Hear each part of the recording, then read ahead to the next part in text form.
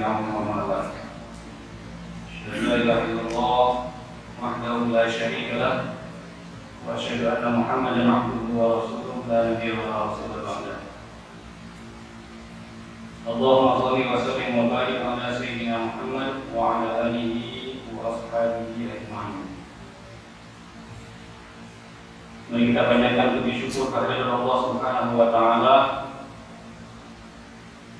di hari yang agam ini. Dari pagi adem ya. Sudah beberapa hari ini adem selalu.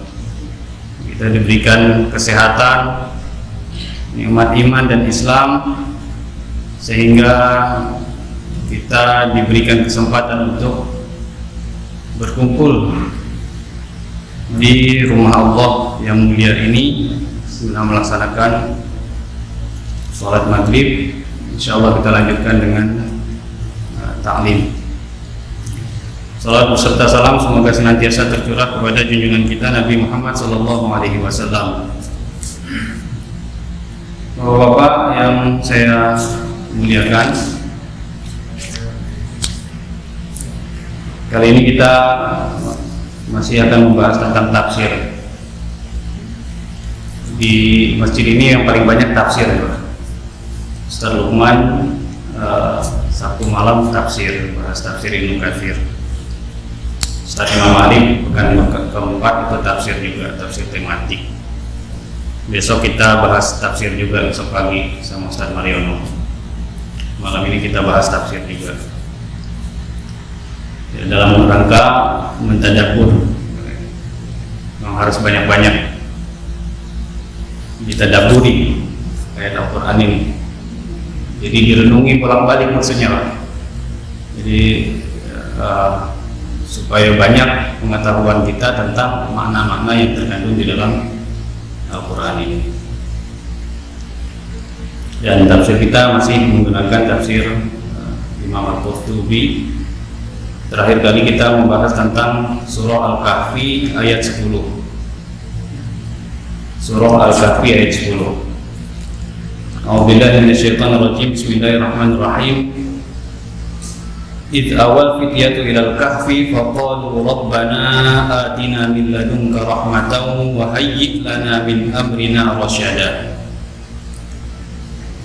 Ingatlah ketika para pemuda itu berlindung ke dalam goa, lalu mereka berkata atau berdoa, Rabbana atina min ladunka rahmah, wahai Rabb kami, berilah kami rahmat dari sisimu, wahai lana min amrina rasyada, dan sempurnakanlah bagi kami petunjukmu yang lurus dalam urusan kami.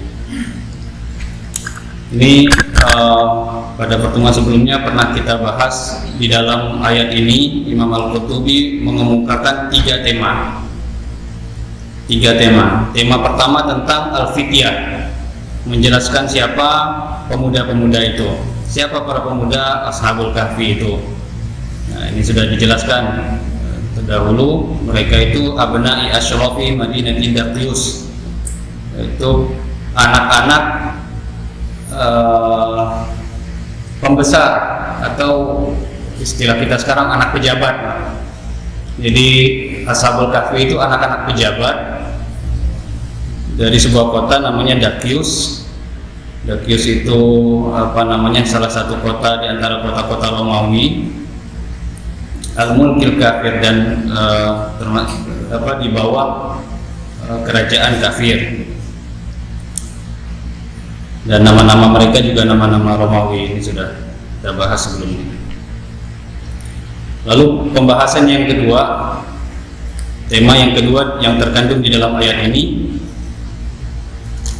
hadhil ayatu sharihatun fil firari bid-din. Ayat ini adalah penegasan tentang melarikan diri, menjelaskan tentang melarikan diri atau menghindar bid-dini, untuk mempertahankan agama. Jadi nggak semua melarikan diri itu dibilang pengecut lah. Ada melarikan diri yang dibolehkan, melarikan diri untuk mempertahankan agama. Wa hijratil ahli, hijrah meninggalkan keluarga, wal banin wal qarabat wal asdiqa wal awtan wal amwal. Meninggalkan keluarga, anak-anak, kerabat, teman-teman, negeri dan harta. Untuk apa? Khaufal fitnah, khawatir terhadap fitnah. Jadi dibolehkan menghindar atau pergi atau lari jika dikhawatirkan fitnah. Wa ma yalqahul insanu minal fitnati, atau sesuatu ada hal-hal lain yang mengkhawatirkan, misalnya mengancam diri, mengancam jiwa, maka dibolehkan lari atau menghindar. Wa qad kharaja an-nabi sallallahu alaihi wasallam faran bi dinihi. Dan hal ini sudah dicontohkan. Nabi sallallahu alaihi wasallam itu lari untuk mempertahankan agamanya. Lari dari mana, Pak? Lari dari kota Mekah menuju Madinah. Wa kadzalika ashabuhu, begitu juga sahabat-sahabat Nabi sallallahu alaihi wasallam radhiyallahu anhum. Wa jalasa fil ghar hasbu ma taqaddama fi surat An-Nahl. Dan Nabi sallallahu alaihi wasallam itu duduk atau berdiam di dalam gua sebagaimana yang sudah dijelaskan di dalam tafsir surah An-Nahl. Mungkin sudah lewat ini, belum pernah kita bahas An-Nahl. Wa qad nasallahu ta'ala ala dzalika fi Bara'ah wa qad taqaddam, dan juga dijelaskan di dalam surah Bara'ah. Di dalam surah Al-Bara'ah itu dijelaskan kondisi Nabi di dalam ghar, di dalam gua itu bersama dengan sahabatnya. Idhuma fil ghar, ketika mereka berdua di dalam gua, idh yaqulu li sahibihi la tahzan innallaha ma'ana. Dan ketika dia berkata kepada sahabatnya, la tahzan innallaha ma'ana. Ini kalimat powerful, Pak, motivasi. Jangan bersedih hati, innallaha ma'ana. Gitu. Ini menyemangati sahabatnya. Siapa sahabat Nabi di dalam gua? Abu Bakar As-Siddiq. Dijelaskan di dalam surah At-Taubah atau surah Bara'ah. Nah, ini juga termasuk kata-kata yang harus dimotivasikan kepada orang-orang yang berjalan di atas kebenaran. Ketika mereka tertimpa musibah, ketika mereka tertimpa fitnah, cobaan, kebencian, cacian dan sebagainya, maka kita sebagai orang yang beriman harus menguatkan, saling menguatkan dengan berkata la tahzan. Jangan berkecil hati, jangan bersedih, innallaha ma'ana. Sesungguhnya Allah bersama kita. Dan mereka itu wahajaru, mereka maksudnya Nabi SAW dan para sahabatnya, hajaru awqanahum, meninggalkan negeri-negeri mereka, wa taraku ardhahum, dan meninggalkan tanah air mereka, wa diyarahum, dan rumah-rumah mereka, wa ahaliyahum wa auladahum wa qarabatihim wa ikhwanahum. Ya, sama lah, anak-anak mereka, kerabat dan saudara-saudara ditinggalkan semua. Apa tujuan utama dari meninggalkan itu? Roja as-salamati bid-din, mengharapkan keselamatan agama. Jadi ingat, Pak, ini yang paling pokok di dalam masalah lari atau menghindar. Yang diutamakan adalah roja as-salamati bid-din. Jadi mengharapkan keselamatan agama, atau wan najati min fitnatil kafirin, dan selamat dari fitnah-fitnah orang kafir. Jadi boleh menghindar, tadi sudah dijelaskan di sebelumnya tadi, khaufal fitnah, karena takut akan fitnah, wa ma yalqahul insan, atau ada hal-hal yang mengkhawatirkan keselamatan jiwa terutama, gitu. Maka boleh, gitu. Karena salah satu tujuan daripada menghindar atau lari tadi, roja as-salamat bid-din, mengharapkan keselamatan agama, gitu. Jadi kalau kita di situ, wah bahaya ini agama kita ini nanti terancam, gitu. sebagaimana kondisi Nabi SAW ketika dimusuhi di Mekah. Maka Rasulullah SAW kemudian pindah ke tempat yang lebih aman, di mana dakwah beliau diterima, karena kondisinya sudah sangat mengkhawatirkan. Para kaum kafir Quraisy sudah bersepakat untuk membunuh Rasulullah SAW. Wa jawazul firari min adh-dhalimi hiya sunnatul anbiya, dan bolehnya lari atau menghindar dari orang-orang zalim itu merupakan sunnatul anbiya, merupakan sunnah para nabi. Jadi menghindar ini merupakan sunnah para nabi, dicontohkan oleh para nabi sallallahu alaihi wasallam. Dan ini juga direkam di dalam Al-Quran, gitu. Sebagaimana tadi kisah Nabi SAW ketika menghindar dari kejaran kafir Quraisy, berlindung di dalam goa. Begitu juga ketika Nabi Ibrahim misalnya diusir oleh ayahnya. Di dalam surah Maryam itu dijelaskan ayahnya Nabi Ibrahim ini sampai mengancam Nabi Ibrahim, "Araghibun anta an alihati ya Ibrahim, la illam tantahi la arjumannak wahjurni maliya." Apakah engkau segitu bencinya dengan sesembahanku, wahai Ibrahim? Kata ayahnya, "La illam tantahi la arjumannak." Dan diancam Nabi Ibrahim, kalau kamu tidak berhenti dengan dakwahmu itu, la arjumannak, aku sendiri yang akan merajamu. Oleh sebab itu wahjurni maliya, tinggalkan saja aku dalam waktu yang lama. Lalu Nabi Ibrahim ini menjawab,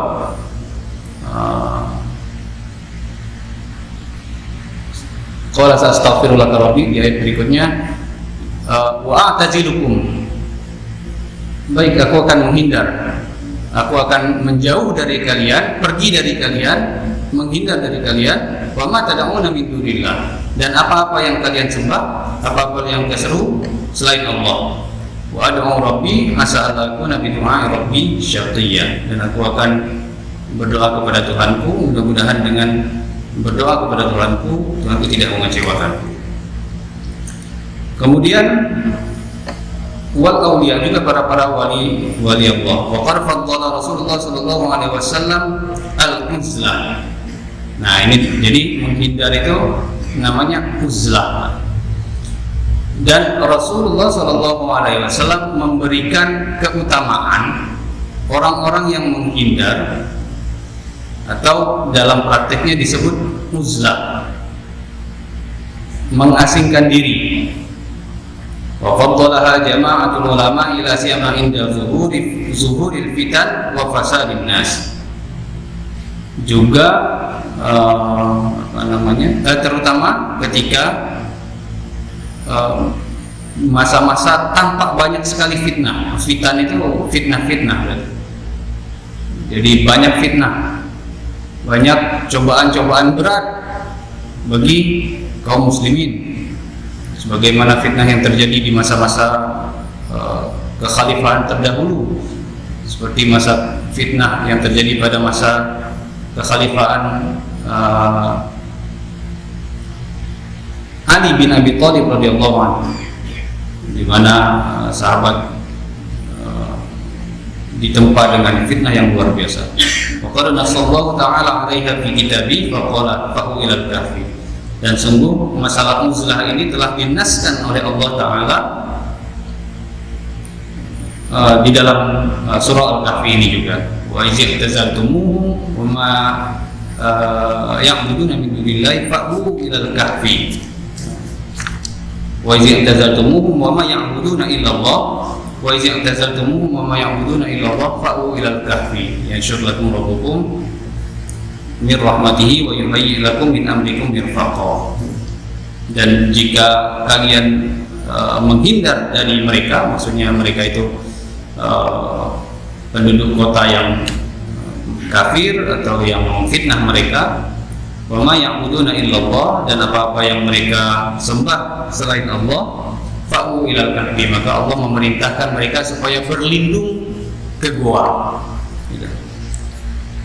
Makanya mereka disebut ashabul kahfi, orang-orang yang berlindung di gua. Nah, jadi bab kedua ini, bagian kedua dari penafsiran Imam Al-Qurtubi terkait surah Al-Kahfi ayat 10 mengenai salah satu syariat yang disyariatkan oleh Nabi SAW dan para nabi-nabi terdahulu. Ya, tadi Nabi Muhammad beruzlah ke gua, Nabi Ibrahim juga meninggalkan orang tua dan kaumnya, Nabi Musa juga begitu. Dalam surah Ar-Ra'd itu dijelaskan bahwa wa'adna Musa 30 lailatan wa atmamnaha bi 10 fatamma miqatu rabbi 40 lailatan. Wa qala Musa li akhihi Harun akhlifni fi qaumi wa aslih wa la tattabi' sabilal mufsidin. Dan kami janjikan kepada Musa 30 hari dan kami genapkan 10 hari sehingga genap menjadi 40 hari. 40 hari Nabi Musa beruzlah sebelum Allah Ta'ala turunkan kitab kepada Nabi Musa. Jadi ini praktik yang dipraktikkan oleh para nabi, juga sahabat Nabi dan para aulia. Kalau bahasa kita sekarang ini isolasi mandiri namanya, social distancing. Jadi uzlah itu mengasingkan diri. Jadi tadi seperti Nabi lari ke gunung. Kita tahu sebelum Nabi diturunkan wahyu yang pertama, Nabi itu selalu sering kali berkhulwat atau beruzlah ke gunung. Itu pergi ke Gua Hira, menyendiri gitu, dari hiruk pikuk dunia ini. Jadi uzlah itu mengasingkan diri, mencari tempat yang sepi untuk menyendiri. Waqala ulama, para ulama berkata, al-i'tizalu 'anin nas, beruzlah atau mengasingkan diri dari manusia, yakunu marratan fil jibal. Nah, ini yang paling banyak disebutkan di dalam hadis itu jibal. Maksudnya uzlah itu mengasingkan diri dari manusia itu sesekali ke gunung-gunung. Yakun marratan fil jibal wa syi'ar, atau pelosok-pelosok, wa marratan fis sawahil, atau di pantai-pantai, wa ribat, atau di perbatasan-perbatasan negeri, wa marratan fil buyut, atau di rumah, mengasingkan diri di rumah. Jadi maksud mengasingkan diri itu social distancing tadi, Pak. Gitu. Meskipun di rumah tapi nggak ngurusin urusan orang lain gitu.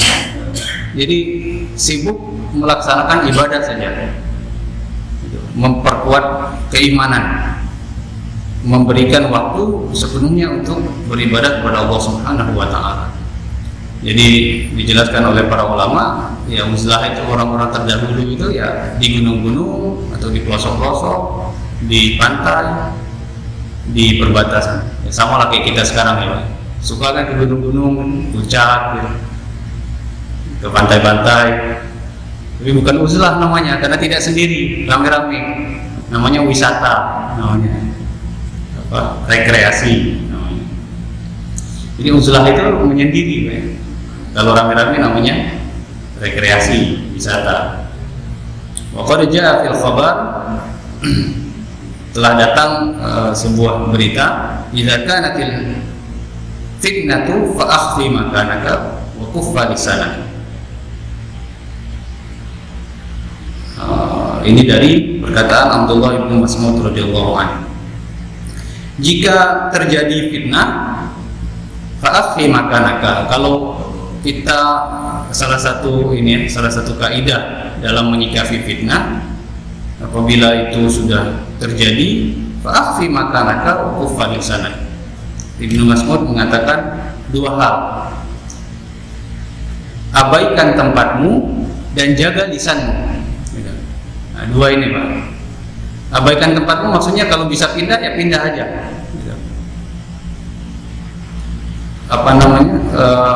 uzlah ini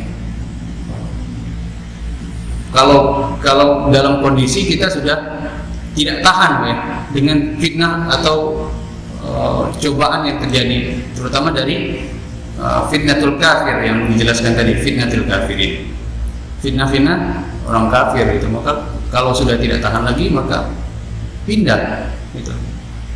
Atau banyaknya kemaksiatan di dalam satu tempat yang kita sudah tidak bisa dirubah lagi gitu, sudah parah lah gitu. Nah, Allah Subhanahu wa taala juga berfirman di dalam Al-Qur'an, "Wattaqu fitnatan la tusibanna alladziina zalamu minkum khassah." Kalau sudah banyak maksiat tadi di satu tempat yang kita tidak mampu, maka hati-hati gitu. Karena musibah yang Allah turunkan, siksa yang Allah timpakan, la tusibanna alladziina zalamu minkum khassah, tidak hanya akan tertimpa bagi orang-orang yang zalim saja. Maka kalau sudah di luar batas, pindah gitu. Karena kita khawatir nanti kalau datang musibah kita juga kena musibahnya. Nah, ini juga berlaku untuk hal-hal lain, berlaku untuk tempat kerja, berlaku untuk lingkungan. Kalau sudah nggak kondusif, nggak bisa dilurusin, pindah keluar. Itu kaidahnya. Walam yakhussu mawdi'an min mawdi', dan tidak dikhususkan. Jadi boleh-boleh saja, boleh di gunung, boleh di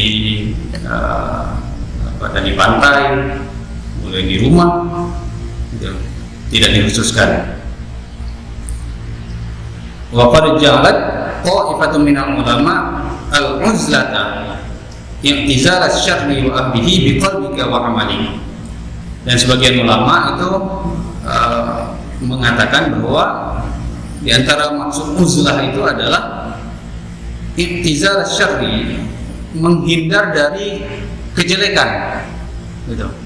Menghindar dari kejelekan, wa ahlihi, dan pelakunya, biqalbika wa amalika, dengan hatimu dan perbuatanmu. In kunta baina azhurihim, jika kamu berada di tengah-tengah mereka.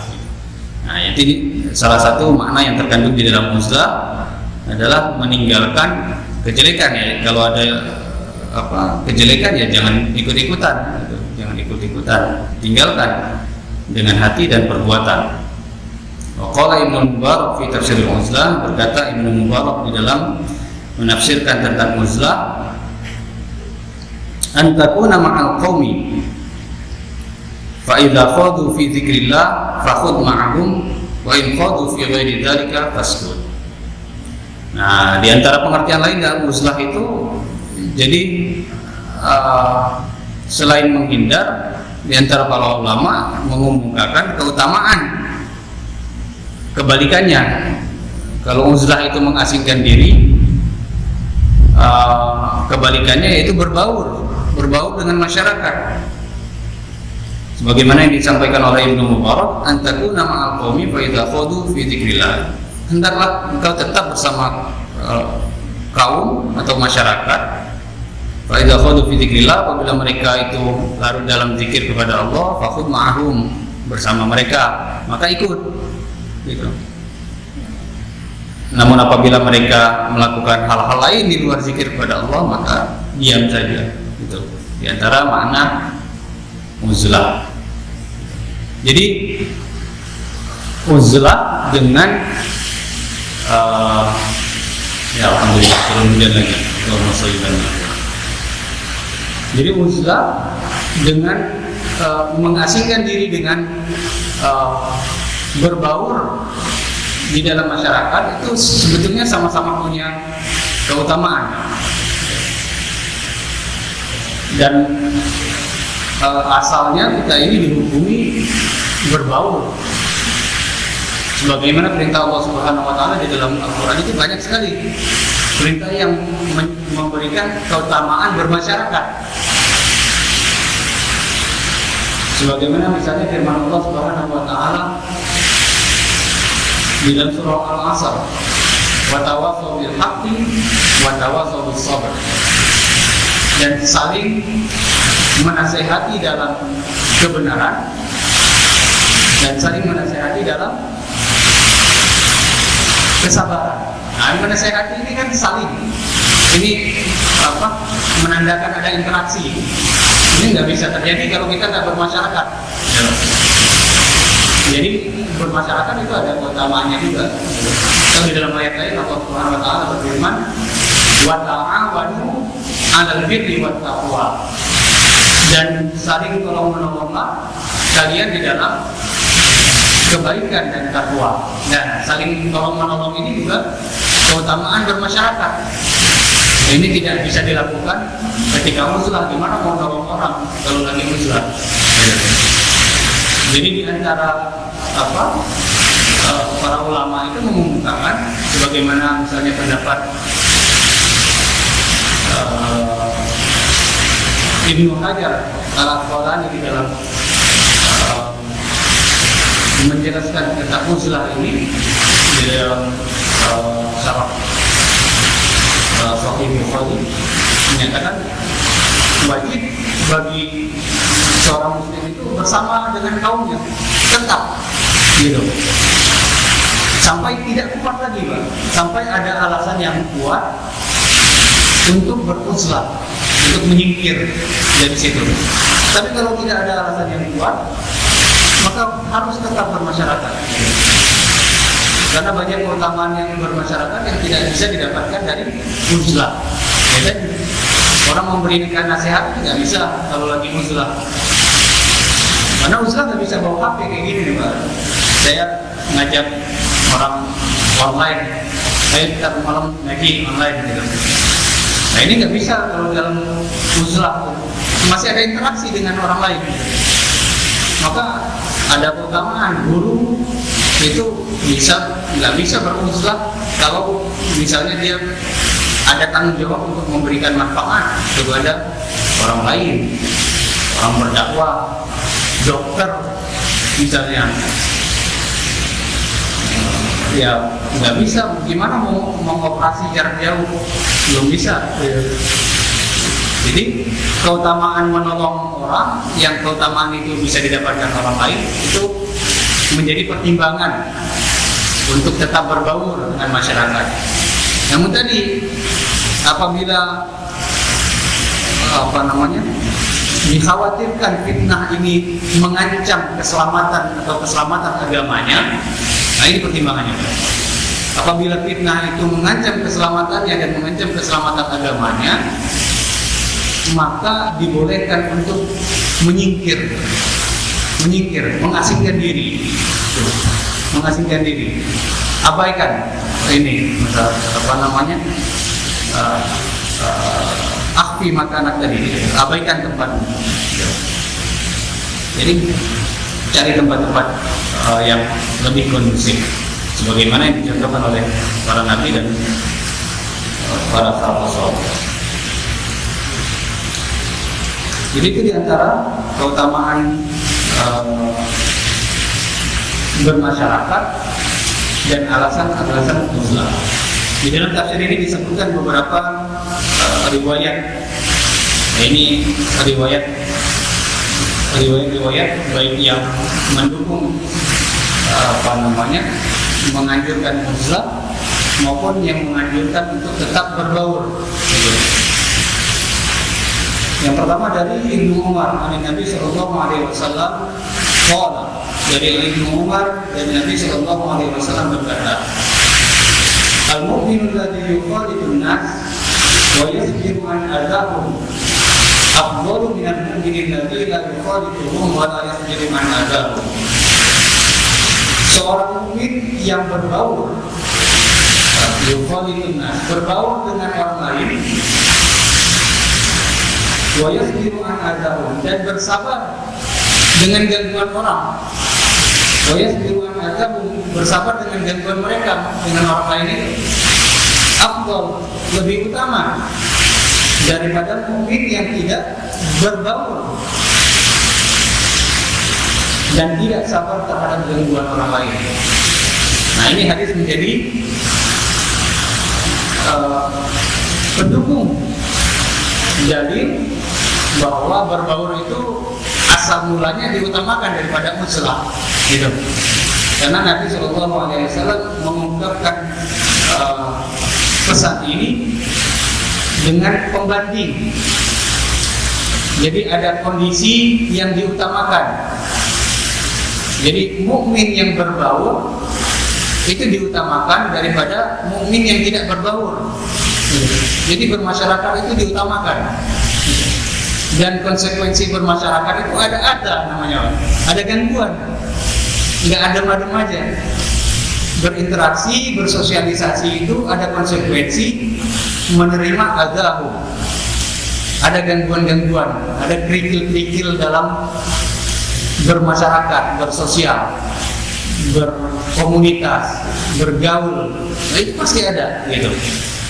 Dan orang yang sabar terhadap adahu, kerikil-kerikil atau gangguan itu afdal, lebih diutamakan daripada orang yang tidak bersabar terhadap gangguan itu.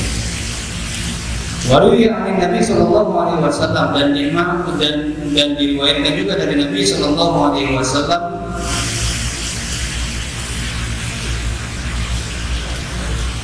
ni'ma sawabul mu'minin buyutuhum, sebaik-baik tempat beribadah orang mukmin itu adalah rumah-rumah mereka. Maksudnya betah-betah di rumah, gitu.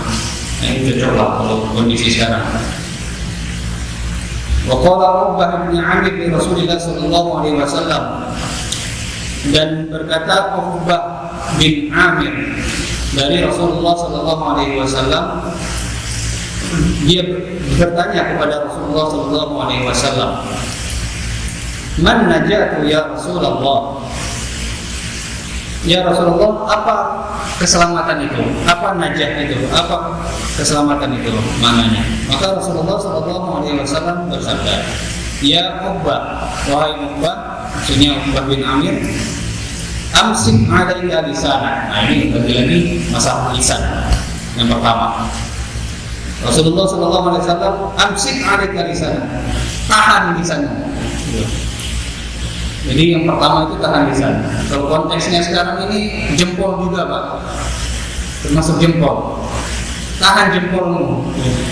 Jangan gampang berkomentar. Jangan gampang berkomentar sesuatu yang tidak kita ketahui dengan pasti. Gitu. Namanya wala taqfu ma laysa laka bihi ilm. Inna sam'a wal basara wal fu'ada kullu ulaika kana mas'ula. Jangan komentar yang kita nggak tahu. Inna sam'a wal basara wal fu'ad, sesungguhnya pendengaran, penglihatan dan hati itu semuanya akan diminta pertanggungjawaban. Rasulullah SAW di banyak hadis mengutamakan tentang lisan ini, menjaga lisan ini, karena ini termasuk bagian dari fitnah. Lisan ini adalah bagian dari penyebab fitnah. Jadi tahan lisan itu kunci pertama yang Rasulullah SAW pesankan kepada sahabat Uqbah. Yang kedua, waliyasaka baituka, dan hendaklah kamu merasa lapang di rumah. Nah, ini cocok untuk sekarang nih, Pak, di zaman fitnah ini. Anteng-anteng aja di rumah, merasa lapang di rumah. Antang-antang aja di rumah kan, karena memang dianjurkan untuk di rumah kan sekarang. Gitu. Sekolah dari rumah, kerja dari rumah. Jadi kecuali sholat, ya. Kita sholat, alhamdulillah sudah bisa di sini. Jadi merasa lapang di rumah, beribadah dari rumah, perbanyak ibadah-ibadah sunnah, membaca Al-Quran itu dari rumah. Yang ketiga, wa baqi ala khati'ati, dan menangislah atas dosa-dosa yang telah berbuat. Ini juga termasuk bagian dari introspeksi.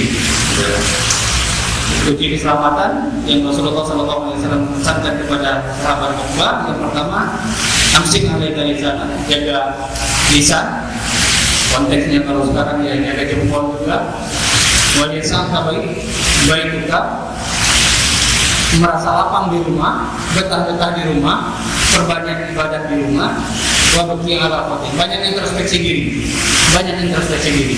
menangisi dosa-dosa, karena makin banyak dosa itu kan makin pekat hati kita, itu makin tidak sensitif, makin tidak merasa berdosa, makin merasa benar terus. Nah, itu salah satunya adalah waktu yang introspeksi, tangisikan dosa-dosa. Waqala sallallahu alaihi wasallam, dan Rasulullah sallallahu alaihi wasallam berkata, yati ala nas zamanan, akan datang pada manusia itu zaman khairu malil rajuli muslim, sebaik-baik harta seorang muslim itu al-ghanam, binatang ternak atau domba. Jadi akan datang, kata Rasulullah, sebaik-baik harta yang dimiliki oleh seorang muslim itu adalah domba. Yatba'u biha sya'fal jibal, yang domba itu dibawa menyusuri jalan-jalan setapak di gunung. Wa mawaqi'al qatri, dan ke pelosok-pelosok gitu. Yafiru bidinihi minal fitan, orang itu lari menyingkir, menyelamatkan agamanya dari fitnah. Nah, ini kondisi orang di suatu zaman, wallahu a'lam, entah di zaman ini atau di zaman yang lain.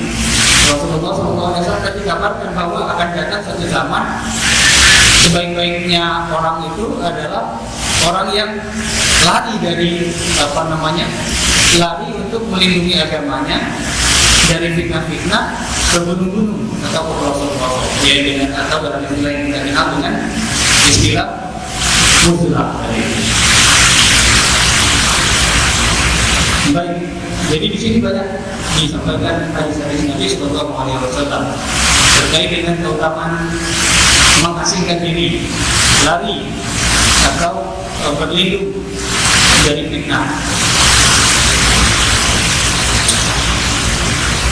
Imam Al-Qurtubi di dalam tafsir ini menyimpulkan, aku berkata, maksudnya Imam Al-Qurtubi di dalam tafsirnya ini, ahwalun nasi fi hadzal bab tahtali. Jadi mengkarantina diri, mengisolasi mandiri atau uzlah dari kondisi manusia di dalam perkara ini berbeda-beda. Tahtali, ikhtilaf, berbeda-beda. Jadi nggak boleh pukul rata. Bisa jadi kondisi si A itu mengharuskan orang dia uzlah, bisa jadi kondisi B ya tidak harus. Gitu. Jadi nggak boleh pukul rata. Nah, ini tipikal fikih begini, Pak. Hukum itu memang ada yang qot'i, tapi nggak boleh pukul rata, gitu.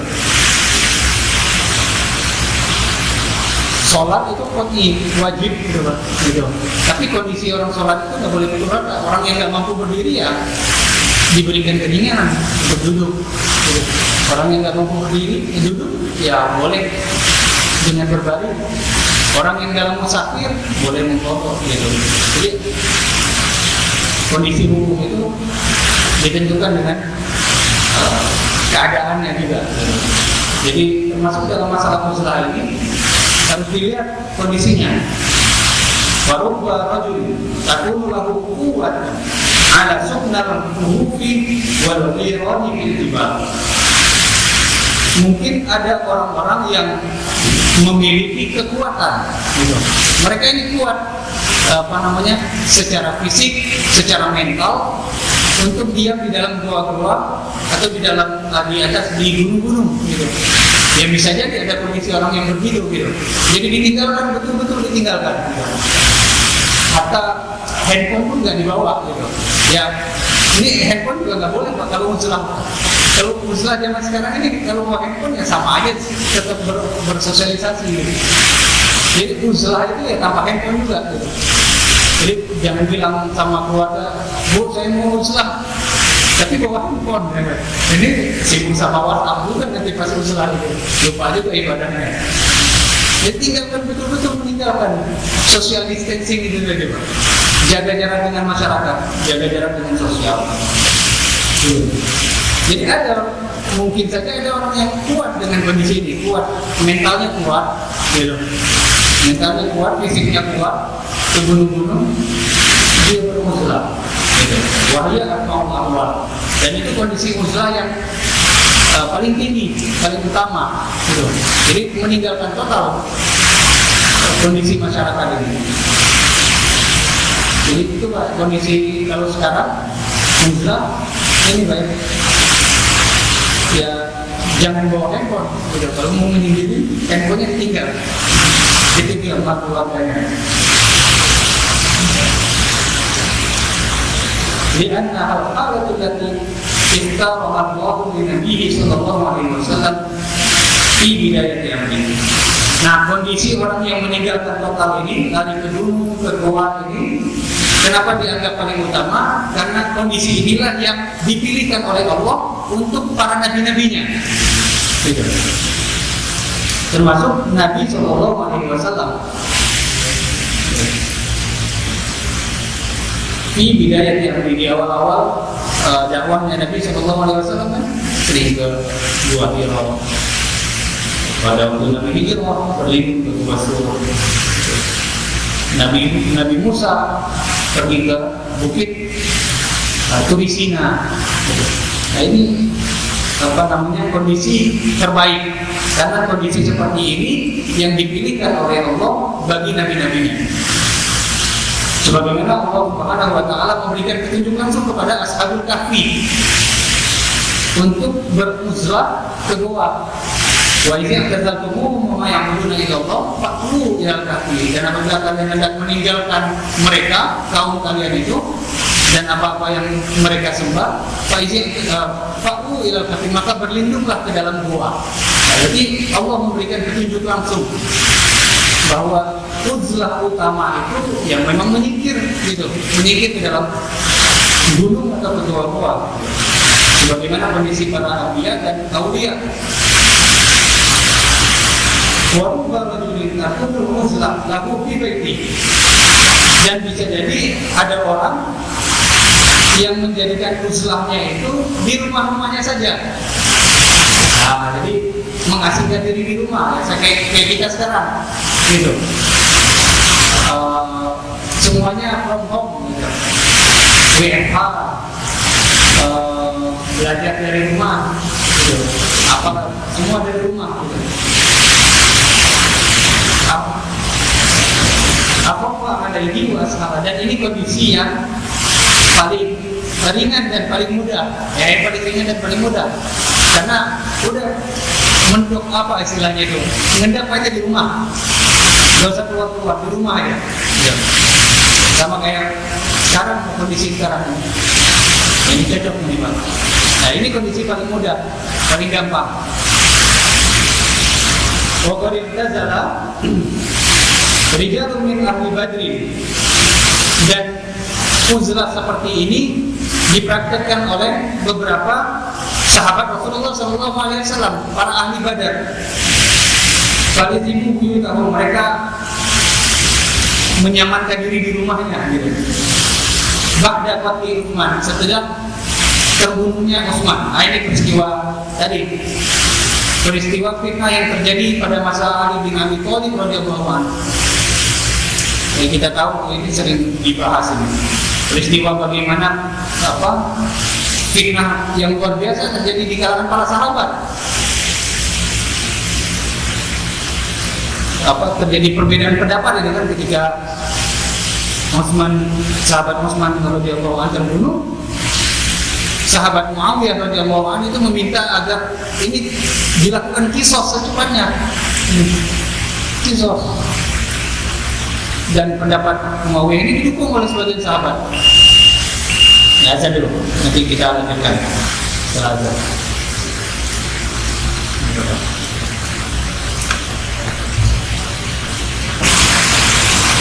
Baik Pak, kita lanjutkan. Kita timbulkan sedikit lagi. yang terbaik dalam muslah itu lari di gunung-gunung atau memang pergi sebagaimana kondisi yang dipilihkan oleh Allah kepada nabi-nabinya. Yang kondisi kedua, sebagaimana kondisi para sahabat Nabi ketika menghadapi fitnah di masa kepemimpinan sahabat Ali radhiyallahu anhu ketika berbeda pendapat dengan sahabat Muawiyah radhiyallahu anhu. Jika sahabat Muawiyah menginginkan pembunuh Utsman segera dikisos, lalu Ali berpendapat untuk menciptakan stabilitas dulu lah, itu jangan gaduh. Lalu masing-masing punya pendukung sehingga bersikeras dengan pendapatnya masing-masing. Maka ada di antara sahabat menarik diri bermuslah, kalau saya kayak ikutan gitu. Di antara sahabat itu Abdullah bin Umar, kemudian Sa'ad bin Abi Waqqas, itu juga sama seperti itu. Sa'ad bin Abi Waqqas idola pemanah, menjaga berani kalau di medan perang, tapi menghadapi muslah ini mereka praktekkan ini, menarik diri dari fitnah, tidak mau. Kan ini Ali juga Muslim, Muawiyah juga Muslim, dua-duanya sama-sama sahabat yang memiliki keutamaan. Mereka tarik diri, sudah nggak ingin ikutan. Lalu yang ketujuh, sampai sahabat seperti Sa'ad bin Abi Waqqas ini setelah terjadi fitnah ini udah di rumah aja sampai wafatnya. Malam yang ketujuh kita tidak kubur, tidak keluar rumah kecuali ke kuburnya sampai wafat maksudnya. Dan kondisi ketiga, walubar rajulin mutawassitun bainahuma fa yakunu lahu min al-quwwah ma yasbiruha ala muqaddimin nas wa adahu. Dan kondisi ketiga, di antara kondisi yang paling berat dan kondisi paling ringan, ya kondisi tengah-tengah. Apa kondisi tengah-tengah? Ya tetap berbaur dengan masyarakat, tetap bergaul dengan masyarakat, dan bersabar di dalam bergaul atau berbaur dengan masyarakat. Bahwa mau zahir wa mukhalifun lahum fil batin. Secara zahir, secara fisik kita berbaur, tapi kalau terjadi fitnah, maksiat atau hal-hal yang menyebabkan iman kita terganggu, iman kita terancam, maka kita selisih di dalam batin, gitu. Karena kita tidak mampu, jadi misalnya tidak punya kuasa lah misalnya, maka selisih secara batin. Nah ini kondisi pertemanan. Jadi ada tiga kondisi ini. Nah, tiga ini yang pilih sesuai dengan kondisi kita. Kalau dalam konteks sekarang, rasa-rasanya ya susah kita berusaha total pergi dulu, hampir-hampir tidak mungkin. Maka ambil ini, Pak. Nilai-nilai muslah tadi, Pak. Muslah itu tadi kan infirad, apa namanya?